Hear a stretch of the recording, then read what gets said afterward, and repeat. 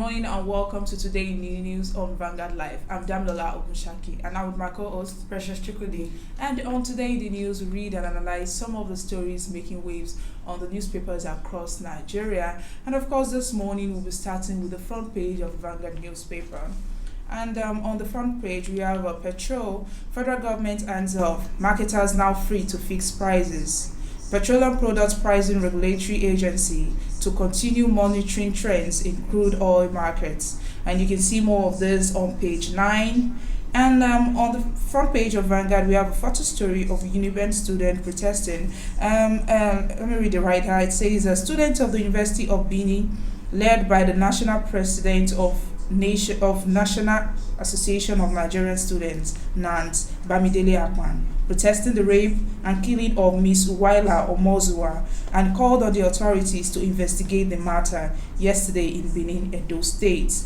And moving away from that, on page 11, we have a COVID-19. Lagos reopens mosque churches June 19 and June 21.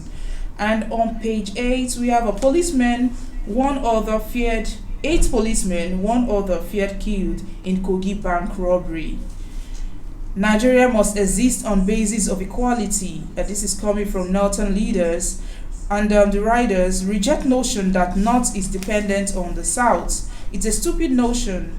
Agric sustains Nigeria. And this is coming from Abdullahi. John is also saying debate can affect Nigerians' unity. And you can see more of this on pages 21 to 24. And moving on to the story above, we have Edo Oshomole about Obaseki's camps fight hard and dirty. And the riders, we have police bar reporters as court adjourns suits seeking to stop Izeyamo to June 17. Mr. Paul, Info Commissioner, quits, replaced by stewards. We don't trust Oshomole, won't leave anything to chance. And this is coming from Idahosa. Put party interest first. Yari advises Oshomole and Obaseki. NWC okayed Oshomole's letter to INEC and APC. And you can see more of that on page 5. And that's all we have on the front page of Vanguard. And from there, we move to This Day newspaper. And on This Day newspaper, we have major headlines. NCDC issues new guidelines on discharge of COVID-19 patients. The rider, symptomatic patients to spend 10 days, asymptomatic 14 days, negative test number no longer required, and 350 new cases move tally to 11,516 with 323 dead and 3,535 persons discharged. Also, Nigeria, UK, others seek global funding for vaccines. WHO explains resumption of hydroxychloroquine clinical trials. Mosques, churches to reopen in Lagos June 19th. And the stories below, we have Edo Primary will be transparent. APC assures Obaseki. Court adjourns suit seeking to knock out Izeyamo.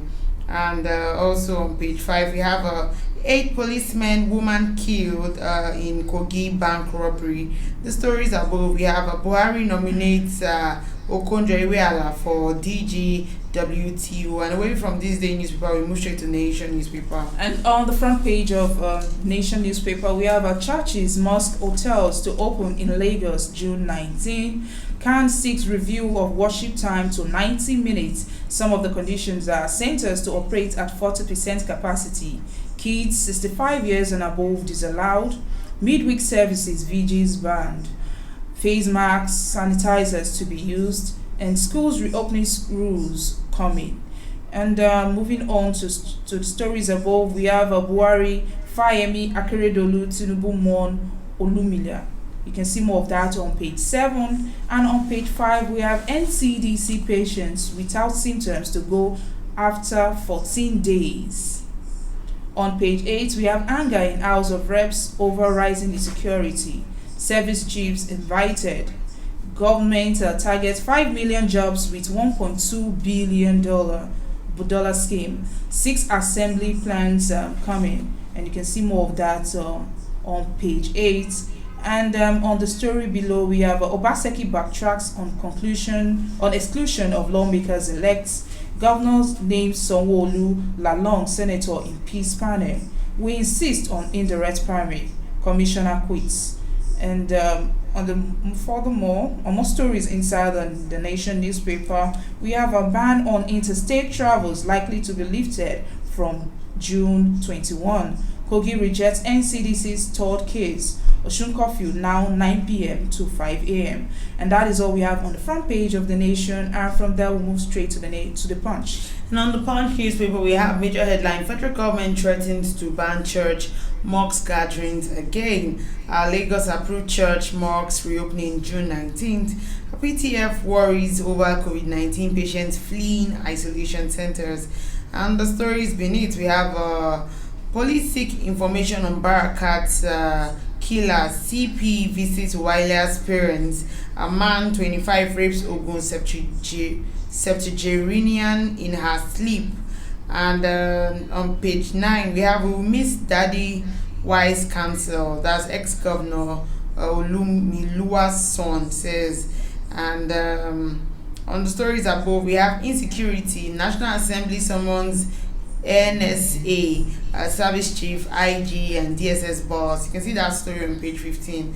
And lastly, on the Punch, we have Rep proposed death sentence, castration, amputation for rapists. That story can also be found on page 2 of the Punch newspaper. And that's all we have on the Punch newspaper. And right now we'll be going on a short break, and when we come back, we'll analyze some of the stories on the front pages of this newspaper. But while we're on the break, you can always like and follow us on our social media platforms that are showing on your screen, or visit our website www.vanguardngr.com to get more of our top stories. We'll be back.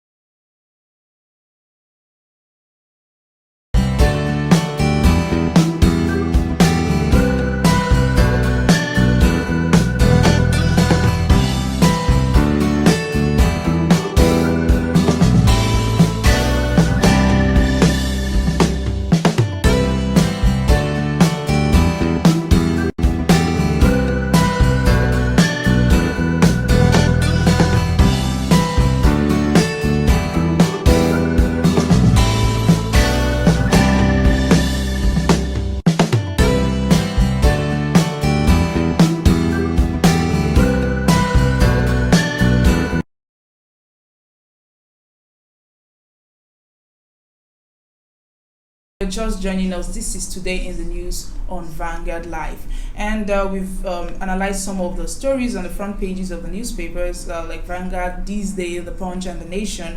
And right now we are going into the analysis segment, and of course I'll be starting with the front page of Vanguard. And on that story, we have the Petroleum Products Pricing Regulatory Agency has removed the cap on the price of premium motor spirits, that's PMS, also known as petrol, giving marketers freedom to fix price of the commodity and sell above the price stimulated by it.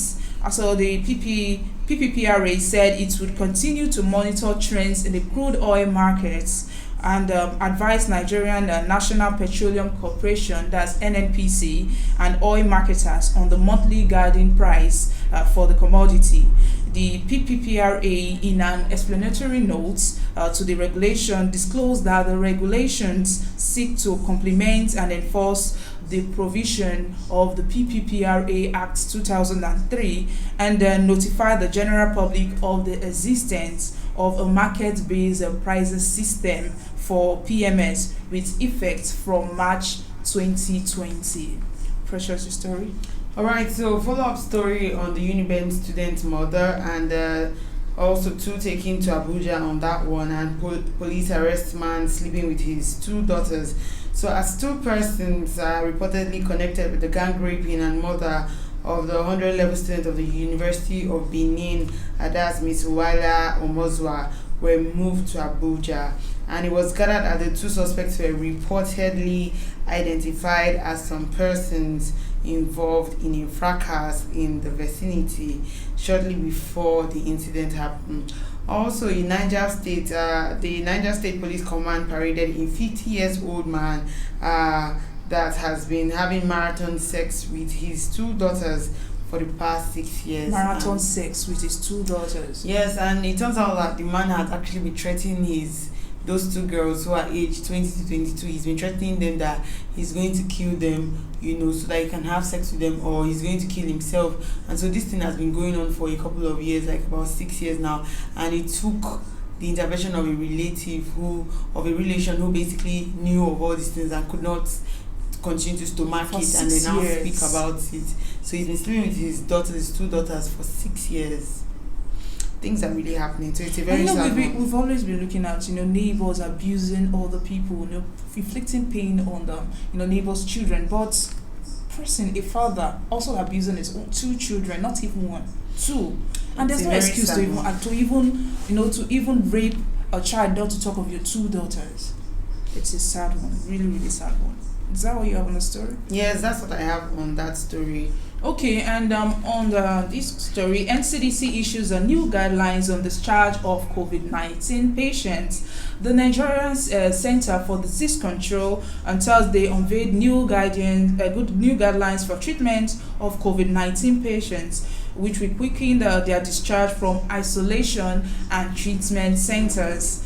Symptomatic patients will be discharged. That's under these 9 new guidelines. It provided that symptomatic patients will discharge at least 10 days after symptoms of set and at least 3 days without symptoms, while asymptomatic patients will be allowed to go home 14 days after their first positive test. And under the new guideline, negative tests will no longer be required to discharge patients. And that's what we have on the story. Alright, moving on to other stories. So it turns out that robbers raid Kogi Bank police station and killed cop as well as passers-by. So yet to be ascertained number of police personnel and passers-by were feared killed when suspected armed robbers invaded the Isalu branch of the First Bank of Nigeria Limited in Kogi State. It was gathered that the robbers, numbering about 7 of them, came in 2 vehicles, broke into the bank and shot dead several persons. I mean, it's a very disheartening one. And also about 7 security personnel on duty at the bank and some passers-by were killed by the robbers, who were angered by their inability to gain access into the banking hall. I mean, we're still trying to, like, the reported cases of violence that's been going on of late is really, it's really heartbreaking to see that people are still inflicting harms on other people. Like, why would you go and rob a bank? It's just, and you will still be caught. Because they will still catch you. So what's the essence of doing things that eventually you will still be caught? Does not make any sense. Like, people need to begin to think out of the box and stop engaging in violence, raping people, all these stories. Sometimes you just read stories and you're like, oh my god, I can't take this. Yeah. Okay, and churches, mosques, hotels to open in Lagos on June 19. There's worship centers are to open in Lagos as the government on Thursday unveiled guidelines to further ease the lockdown. Also, to commence businesses, hotels and the hospitality industry. The opening of churches, mosques, and the hospitality business will take effect from June 19, while worship centers will, however, be allowed to conduct services on Sundays for Christians and Fridays for Muslims. Midweek services and vigils will remain suspended. Churches and mosques are not expected to operate beyond 40% of their membership, while those with a large congregation where the members exceed 500 will be allowed to hold more than one service. Governor Sanwo-Olu also said that those below 15 years old and above 65 years old should not be allowed into places of worship, because those within that age bracket are extremely very vulnerable to the pandemic. He also urged all religious houses to adhere strictly to safety measures like fumigation and keeping the premises clean, and making sure that worshippers wear face masks and also use the hand sanitizer.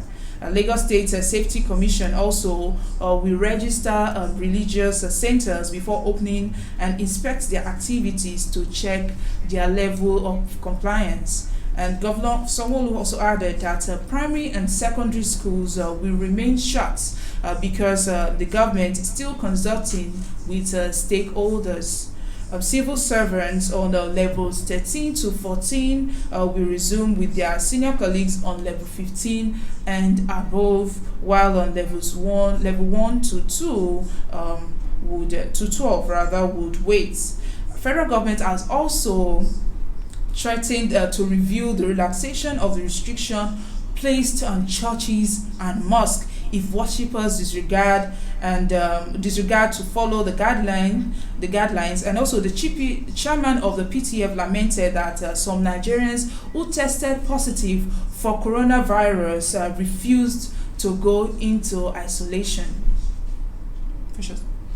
I think that it's a good one to notice that the church as well as the NCDC and the PTF are working in accordance to ensure that we don't have more outbreaks of coronavirus, and also the fact that federal government has also come out to say that if you guys are not careful, if you don't follow these guidelines, you might have another choice but yes, because yesterday I took the story of where the Archbishop of Lagos was basically complaining about the fact that we say churches can't open, mosques cannot open, but people go to markets, people go to banks, and these places are known to have like crowded places. So it's more like I think they listened and they've also taken steps to say, okay, we'll find a way on how we can operate, and then people can start to come. So it's a good one. It's a good one, but I think people should also follow the guidelines, and the people who have tested positive should go into isolation. I think that's the best way, to stop your neighbors and people from contracting the pandemic disease, coronavirus. All right, so we're still talking about rape and all of that. So REP opposed castration as punishment for rapists. And so the House of Representatives rejected an amendment seeking to prescribe castration as punishment for the offense of rape. The motion was sponsored by James Faleke, is the APC Lagos, and findings have shown that an alarming 28% of Nigerian women aged between 25 to 29 years have experienced some form of physical violence against them, and many of which remains unreported. Up until this week, the beginning of this week, when this whole case of rape started to trend, we started to see people who started to speak up more. People started to say, oh, this is a good time for me to talk because I've been quiet for too long, so I think that people need to hear my voice. We started to see women who were coming out to say, oh, this person raped me. Even men too were coming out to say their fellow men too raped them on Twitter. The stories all over social media.